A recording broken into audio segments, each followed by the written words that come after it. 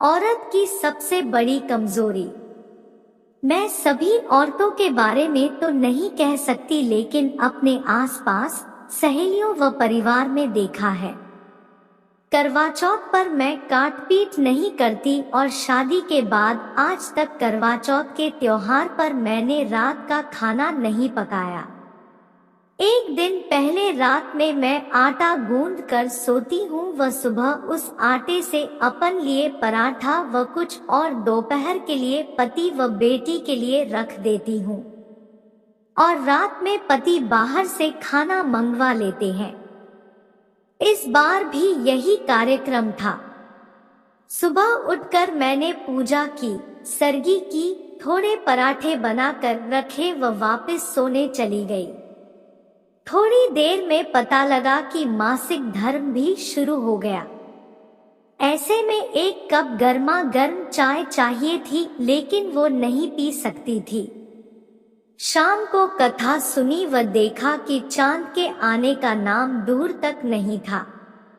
अब बाहर से खाना जल्दी मंगवा लो तो वो रोटी अजीब सी हो जाती है। बच्चों को तो खिलाना था कुछ। मैंने फटाफट चावल उबाले और मूंग धुली दाल उबालकर ऊपर से हींग जीरे का छौंक दे दिया। कुछ काट पीट भी नहीं हुई और बच्चों ने समय से खा भी लिया। पति ने कहा भी था कि कुछ खाया नहीं, ऊपर से तबीयत भी ठीक नहीं, तो रहने दो, मैं इनको ब्रेड का कुछ बना दूंगा और फिर खाना आने पर हम खा लेंगे सब। लेकिन नहीं, अपने लिए मैं बेशक खाना टाल जाती हूँ, लेकिन बच्चों के लिए तो नहीं हो पाता, चाहे जैसी हालत हो। ऐसा ही मेरी माँ करती थी। एक बार मुझे याद है कि मेरा भाई दफ्तर की पार्टी में गया था और उसे देर से लौटना था, उसका खाना वही था। माँ ने दाल चावल बनाए थे और थोड़े से भाई के लिए भी रख दिए। जैसे ही वो आया उसने पूछा, क्या बनाया? भूख लगी है। दफ्तर के बाद सीधा वहां निकाल गया और छोटा मोटा खाया। अब रात के खाने में और भी देरी थी तो मैं जल्दी निकल आया। माँ रात में सब समेटने के बाद फिर से उठी और भाई के लिए पराठे सेक दिए। अब सर्दियों में रजाई को छोड़कर रात के 11 से 12 बजे कौन रोटियां बनाना चाहता है? ऐसे ही मेरी सहेलियों को भी मैंने देखा है। जब वो शॉपिंग करने तो खुद की जाती है, लेकिन लाती सब बच्चों या पति के लिए है। अब ऐसी चेष्टा कोई करता नहीं कि औरतों को दूसरों का सोचना चाहिए, लेकिन ऐसा हो जाता है। शायद भगवान ने ऐसा बनाकर भेजा होता है।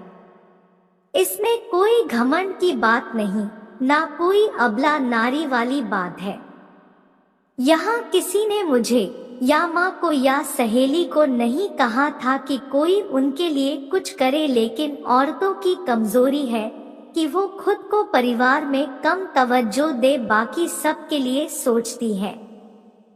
अब सही है या गलत बहस हो सकती है, लेकिन अगर आप देखें कि स्कूल से आते ही बच्चा माँ कहाँ है पूछता है और पति आते ही बच्चों से पूछेंगे तुम्हारी माँ कहाँ है।